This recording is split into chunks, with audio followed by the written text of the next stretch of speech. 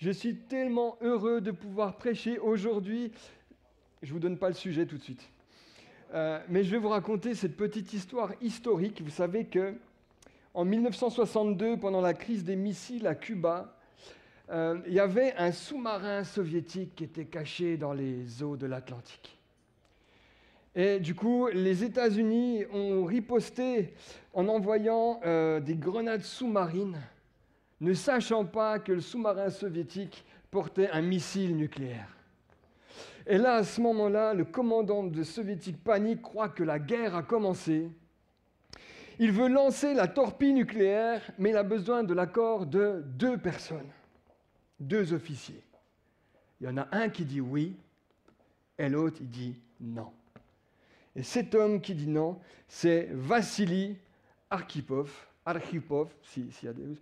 c'est pas mon fils, il s'appelle Vassili aussi, mais Vassili a dit non ce jour-là. Et ça a changé toute la donne. Et on dit, ouais, mais ça, c'est militaire. Mais dans nos familles, des fois, quand on se fait une soirée pizza et qu'on fait nos propres pizzas, je vais en hawaïenne, donc je vais mettre de l'ananas sur ma pizza.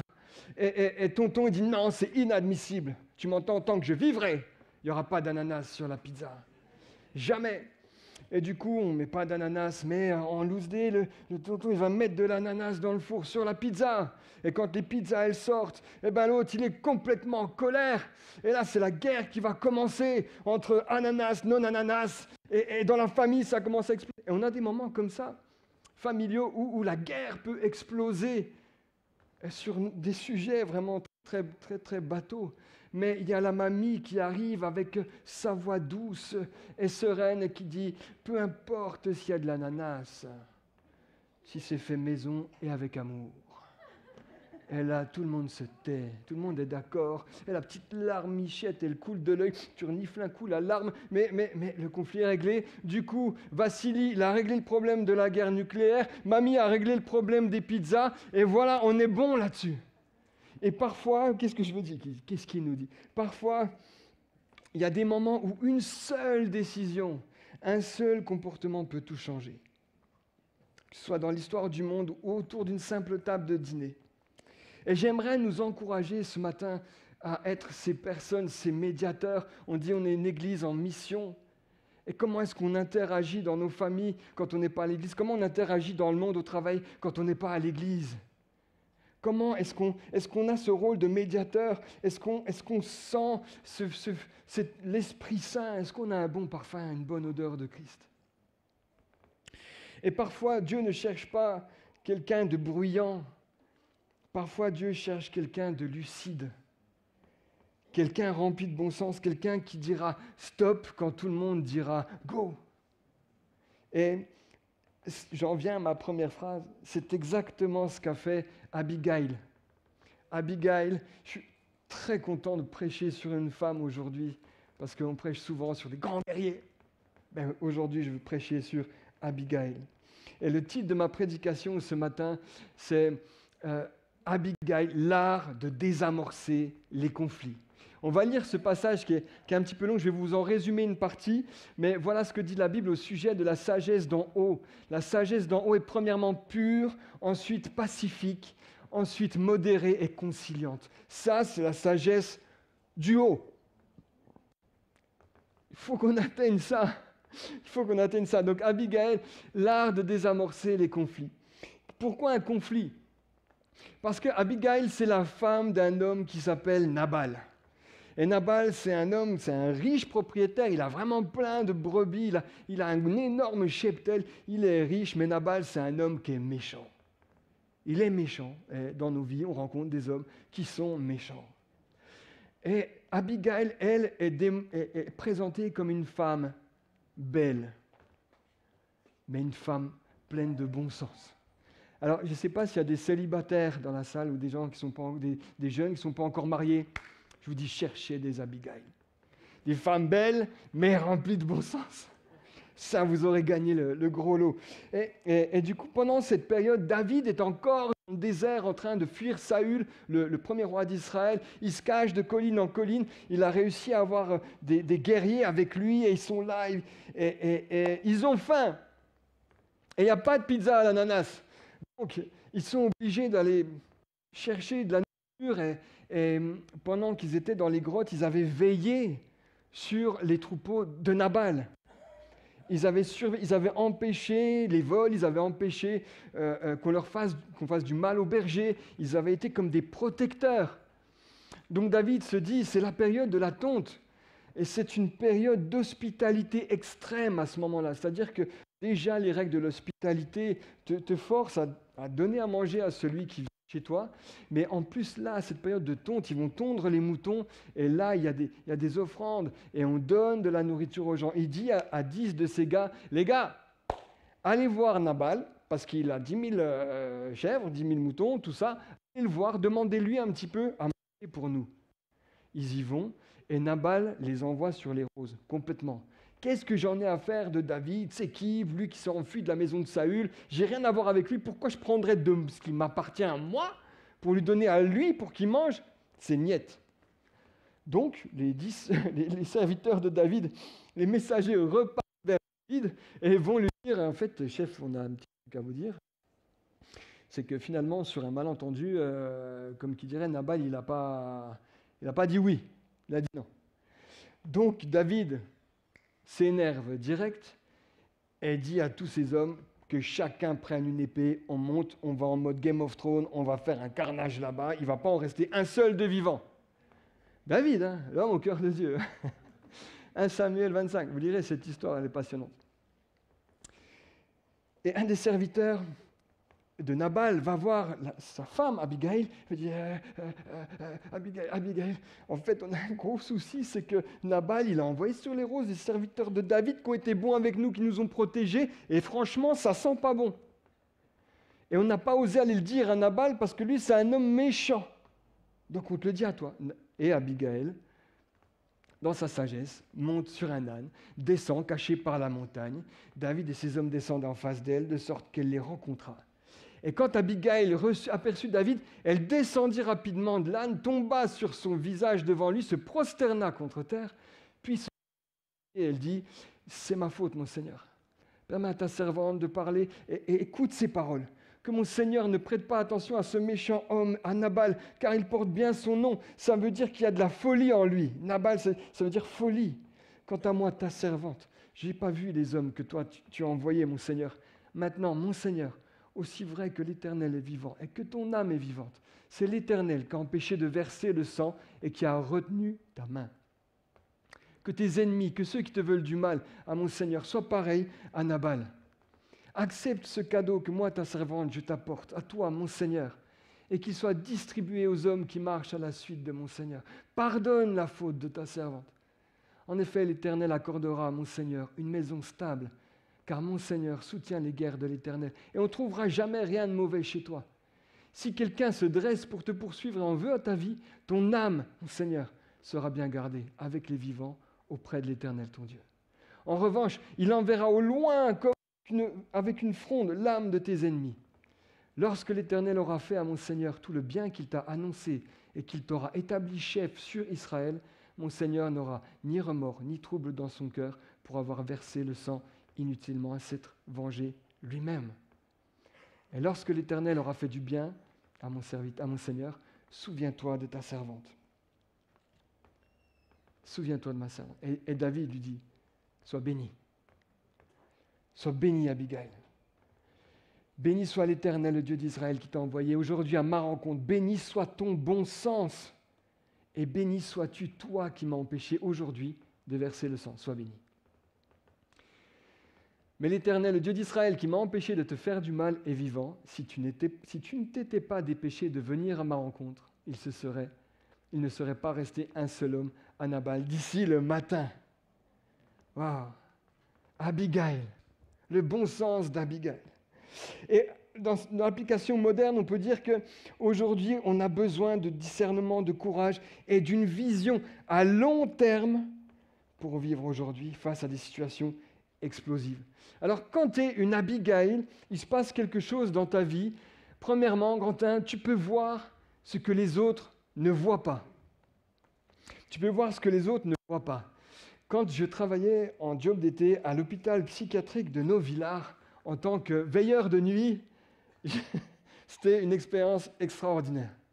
Je devais faire des rondes dans tout l'hôpital. Une ronde, c'était 1 heure et demie.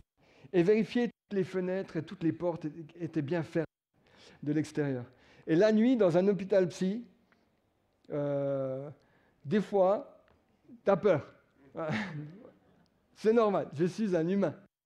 Et un jour, je fais ma ronde et il pleut, et un orage terrible, et la pluie, et j'avais une petite lampe de poche comme ça, et ma lampe de poche, le faisceau de la lumière éclairait juste une partie de la route et la cible, voilà. Mais quand il y avait un qui frappait, tout à coup, bam, tu voyais tout. Dans la nuit, tout était éclairé. Bam, je voyais tout le parc. Et il y avait une vision extraordinaire de l'ensemble qui apparaissait et qui disparaissait dans l'obscurité. Et je me retrouvais avec mon petit faisceau de lumière, avec ma petite lampe. Et Abigail, c'est ce qui se passe dans sa vie. C'est qu'elle voit des choses que nous, qu'on ne voit pas quand deux personnes sont en colère, quand il y a de la haine d'une part et d'autre. Et ce qu'on voit, nous, habituellement, de manière générale, en tant que Français, mais peut-être dans d'autres pays, c'est aussi la même chose, tout le monde voit la provocation. C'est la réaction humaine, tu me fais du mal, je réponds, je riposte, c'est la règle des 2 secondes. Tu me fais un truc en 2 secondes, ça y est, ça part. Enfin, je sais pas, vous êtes trop saint. Vous êtes trop saint. Mais moi, j'ai dû prier pour ça, hein, pour avoir la maîtrise. Vous savez, dans le fruit de l'esprit, la maîtrise de soi. J'ai dû prier longuement pour ça, parce qu'en tant que Français et Gaulois et Astérix Obélix, j'ai besoin de ne pas me laisser emporter par mon émotion. Et je te pose la question ce matin à toi, personnellement, tu n'es pas obligé de répondre ou de lever la main, mais comment ça se passe dans ton cœur si tu étais à la place de Nabal ou de David? Je crois personnellement que c'est plus simple d'être un Nabal et un David que d'être une Abigail. Et je crois personnellement que dans les gens qu'on rencontre, dans les gens autour de nous, on croise plus de Nabal et de David que d'Abigail. Mais on a besoin de devenir plus comme ça. Moi, je prie pour devenir plus comme ça, pour ne pas me laisser emporter par mon émotion. Et pour voir cet éclair spirituel, cet éclair qui vient me donner une vision globale de toutes les choses. Et Abigail va voir quelque chose d'incroyable. Elle voit, nous, on voit la surface, mais Dieu nous appelle à voir la profondeur. Et Abigail voit la promesse de Dieu au milieu de la colère. Le Proverbe 19 dit « L'intelligence d'un homme ralentit sa colère et sa gloire, c'est d'oublier les offenses. » Sa gloire, c'est d'oublier les offenses. Abigail, quand elle va voir ce plan global, elle ne va pas voir 2 hommes en colère. Elle va voir à la place la promesse de Dieu sur la vie de David. À la place d'un homme en colère, elle voit un futur roi. À la place de la provocation, elle voit un appel divin. Et nous sommes appelés à voir cette globalité quand nous sommes placés entre 2 personnes. Comment est-ce que je vois les gens? Comment est-ce que, pour moi, qu'est-ce qui résonne dans mon cœur quand je vois ces conflits entre 2 personnes dans ces situations? Les yeux voient la surface, mais Dieu nous appelle à voir la profondeur. Alors, comment faire pour ne pas se laisser emporter par cette vague de réactions? La solution, c'est dans le regard que nous portons sur ces situations. Et contrairement à Saül, qui était perçu comme un homme plutôt instable, parce que quand il lance des javelots sur son musicien, il peut dire nous, ça ne nous arrive pas trop de balancer des verres sur nos enfants qui sont en train de jouer, j'espère. Elle dit à David, tu ne peux pas te laisser emporter par cette offense, parce que toi, tu as un appel sur ta vie. Et elle ne va pas parler au cœur de David, elle ne va pas parler à son comportement, elle va parler à son appel. Elle va lui dire, toi, tu es un roi. Tu ne peux pas te venger toi-même parce que c'est Dieu qui nous venge. Tu ne peux pas faire ça toi-même parce que ta réputation de roi va être entachée. Comment est-ce que tu veux que les gens te voient? Comment est-ce qu'on veut que les gens nous voient? Au collège, au lycée, au travail. Quel parfum on va avoir, quelle odeur on va avoir. Et le serviteur dit à Abigail, sache et vois ce que tu as à faire. On n'ose pas parler à Nabal, c'est sa réputation. C'est un homme méchant. On ne peut plus lui parler. Mais toi, tu n'es pas un homme méchant, David. tu as appelé l'homme selon le cœur de Dieu. Et tu commencerais ton règne avec une vengeance inutile, quelque chose qui va salir tes mains. Et ça parle à ceux qui ont un ministère aussi, mais un rôle de mère, de père. Des fois, nos réactions vont au-delà de notre appel. Quand je suis une maman, bon, vous avez compris, je suis pas une maman, mais quand je suis un papa, mes réactions parfois vont définir ma réputation face à mes enfants. Est-ce que mes enfants osent encore me parler, ou est-ce que je suis devenu trop fermé ou trop méchant? Abigail arrive à parler à la fonction, à l'appel de David pour lui dire « Toi, tu n'es pas ça. Ne va pas gâcher tout ce que Dieu a mis en toi. » Waouh! Et c'est la clé pour notre vie de dire ce que tu vois dans une situation, ce que tu vois va déterminer la façon dont tu vas agir. Ce que tu vois, ce que tu perçois va déterminer la façon dont tu vas agir, ce que tu vas faire après. La bonne vision n'est qu'une partie du combat. Il ne suffit pas de voir les choses comme Dieu les voit. Il faut agir. Vous connaissez l'adage qui dit « Oh, quand on voit ce qu'on voit, quand on entend ce qu'on entend, eh ben, on a bien raison de penser ce qu'on pense et de ne rien dire. » Mais quand tu es une Abigail, tu peux dire les choses que les autres n'osent pas dire. Tu peux dire les choses que les autres n'osent pas dire. Tu as déjà vu ces petits... Là, c'est l'été, ça tombe bien parce que j'ai chaud en plus. Vous connaissez ça, les brumisateurs. Est-ce que vous avez déjà ressenti une chaleur extrême, que ce soit par le soleil ou par la colère? Tu sais, quand tu es en colère, tu es chaud, quoi. Abigail, elle arrive et puis elle fait pchit à David. Elle lui envoie un petit peu de brume et ça calme sa colère. Elle arrive à lui parler. Oh, voilà, tenez, soyez brumisés. Ça, c'est Abigail. Elle arrive, elle fait ça à David. Elle dit, tiens, David, c'est pas toi, c'est pas ton cœur, c'est ton appel dont il est question. Il y a plus que ça. Vois au-delà, vois plus. Et elle arrive et elle le vaporise, elle le brumise comme ça. Et on ne sait pas comment se placer dans un conflit d'ananas ou quoi entre les deux. Est-ce qu'il faut que je parle ou pas? Si je dis quelque chose, ça peut s'enflammer encore plus. Ou moi, ils vont s'en prendre à moi. Je ne sais pas trop comment faire, comment réagir. Et je te dis que c'est sûr qu'à ce moment-là, Abigail est portée par l'Esprit de Dieu. Le texte commence en disant que Samuel est mort et David perd son mentor spirituel. Samuel est l'homme de Dieu d'Israël. Celui qui allait à l'encontre du roi pour lui rappeler la volonté de Dieu, pour lui rappeler le cœur de Dieu, pour lui rappeler ce que Dieu désirait. Samuel était le mentor de David et c'est lui qui l'a oint. Mais Samuel n'est plus là. Heureusement, Abigail vient. Et le silence n'est pas toujours d'or. Parfois, c'est une permission donnée à l'ennemi. Et Dieu envoie Abigail pour parler à David. Et c'est difficile à dire, mais je suis sûr que vous êtes témoins comme moi que parfois, dans nos vies, dans nos travails, dans notre entourage, il y a des gens que tu vois s'autodétruire. Tu vois des conflits et tu dis, Seigneur, comment puis-je faire? Est-ce que je dois parler? Est-ce que je ne dois pas parler? La dernière fois, j'ai parlé, ça a enflammé les poudres. Qu'est-ce que je dois faire, Seigneur? Eh bien, Abigail parle le fruit de l'esprit. Je ne sais pas quelle langue vivante tu as fait au lycée, au collège, peut-être italien, anglais, je ne sais pas. Abigail parle le fruit de l'esprit. Elle arrive comme ce portrait d'Archimboldo, là. Elle arrive remplie du fruit de l'esprit. Et j'ai fait ce petit tableau pour qu'on puisse voir quand même 2-3 petites choses, mais l'humilité et le respect, c'est la douceur. Elle descendit de son âne, tomba sa face devant David, se prosterna. Abigail nous apprend à rester respectueux, même en situation de conflit. Combien de fois on oublie d'être respectueux quand on est dans un conflit? Deuxièmement, la prise de responsabilité, c'est la fidélité. C'est moi, mon Seigneur, qui suis coupable. Permets à ta servante de parler en ta présence. Écoute ces paroles.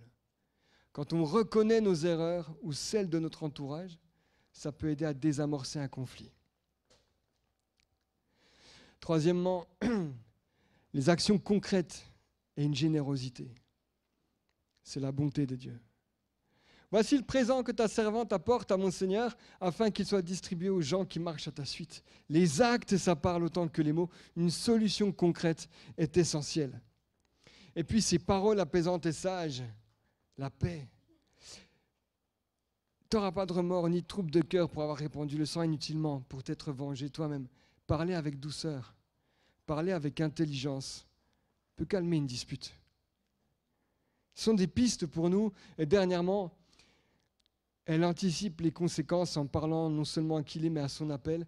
C'est de dire avec sagesse, l'Éternel établira une maison stable pour toi. Tu es en mission, tu es en route dans ton ministère sur quelque chose de puissant. Parce qu'actuellement, tu combats les bons combats. Tu ne tombes pas de combat, perds pas de la force dans les mauvais combats. Ne te fatigue pas à aller combattre les Nabal. Tu n'as pas le temps d'aller combattre les Nabal. Tu n'as pas le temps pour ces gens-là. Ne t'enfonce pas dans une notion de justice et d'injustice, de Gaulois, de ring à la gauloise. Réfléchis. C'est l'efficience, c'est de se dire, je garde ma force, je garde ce dont j'ai besoin pour les réelles choses de ma vie, pour mon appel, pour les combats de l'Éternel. Alors réfléchir avant d'agir, ça nous évite de commettre des erreurs irréversibles. Waouh. Amen. C'est vrai. Elle est forte. Je prie qu'on ait des Abigail parmi nous. Je prie. C'est la sagesse prophétique, c'est parler à ce que Dieu a mis en quelqu'un, même quand ce n'est pas visible à l'instant. Tu es appelé à être une mère. Tu es appelé à être un pasteur. Tu es appelé à être un responsable de groupe. Tu es appelé à ouvrir un groupe de maison. Tu es appelé à des choses. Tu n'as pas le temps pour Nabal. Tu n'as pas le temps pour lui. Ne perds pas ton énergie pour Nabal. Allez, j'avance. Et pour dire les bonnes paroles, il faut être guidé par la puissance de Dieu. Et ces paroles, nous les disons, tout simplement, c'est que là où il y a la mort, toi, tu vas parler vie. Parle vie là où tout crie mort. Tes paroles sont des semences. Elles peuvent semer la guerre ou la grâce. Parle vie. Amène la vie à tes amis. Amène la vie de la parole à ton travail, à ton école, etc. Amène la vie qui est dans la parole de Dieu. La pauvre Abigail, elle est face à 400 hommes armés de leur épée. Et c'est des guerriers. Vous êtes, je ne sais pas, peut-être une centaine. Ils sont 400, ils sont 4 fois plus. Ils sont à cheval, ils sont avec des épées. Elle arrive, elle a une seule épée. Qu'est-ce qu'il dit? Il n'y a pas l'épée. Elle a une seule épée, la parole de Dieu. Elle a une seule épée, la parole. Et elle vient, cette femme toute seule, devant les 400, vous savez, et elle se prosterne. Et David s'arrête, et tout le monde s'arrête. Et la violence s'arrête, et la paix revient, parce qu'elle commence à parler vie, là où tout crie mort. Wow. Et dans nos vies, à nous, on a besoin, et on l'oublie souvent, la puissance de la parole de Dieu qui apporte la vie, là où il y a la mort. Et je nous encourage, frères et sœurs, à utiliser ce langage, de relâcher une parole de vie qui change la destinée, qui garde la destinée. Et Dieu t'a donné une voix, tu as noté ceci, mais pas pour crier plus fort que le chaos, mais pour libérer la paix du ciel au cœur du conflit. Ouais. Pendant que l'équipe de louange revient, s'il vous plaît. Et quand tu fais ça, il se passe quelque chose d'extraordinaire. Tu peux recevoir ce que tu ne pensais plus recevoir. Tu sais, quand j'imagine Abigail, je me l'imagine avec Nabal, qui est un homme qui est méchant, qui n'a pas de bon sens. Et après avoir vu David, l'histoire raconte qu'elle va trouver son mari et elle lui dit, voilà ce que j'ai fait. Je suis allé voir David parce qu'il voulait monter avec ses hommes. Et Nabal est choqué. Et quelques jours plus tard, il meurt. Et David se souvient d'Abigail en apprenant la mort de Nabal et il vient et il la demande en mariage. Il la prend pour épouse. Et c'est un encouragement pour les Abigail qui sont présents parmi nous. Je ne sais pas combien de temps elle a dû tenir avec Nabal. Je ne sais pas combien de temps elle a prié pour son cœur. Je ne sais pas combien de temps elle a dit « Seigneur, change-le ».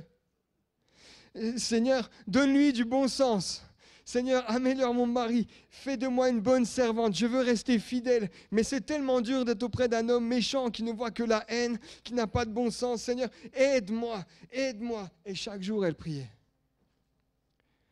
Jusqu'au jour où elle dit, là, c'est mon dernier jour.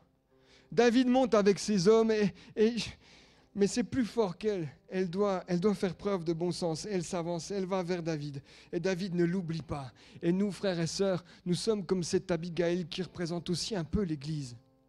Nous, on vient intercéder entre la haine, entre la mort et entre le roi qui est là.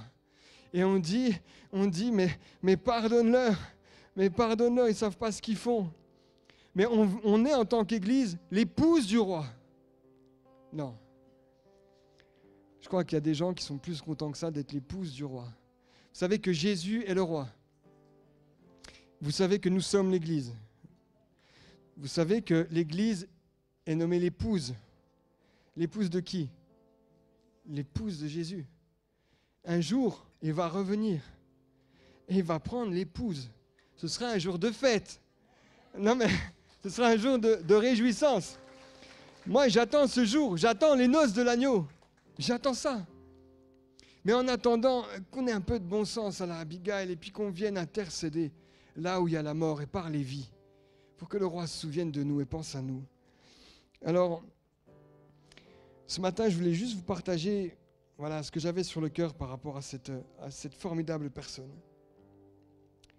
David était entouré de guerriers, mais David avait aussi Abigail avec lui.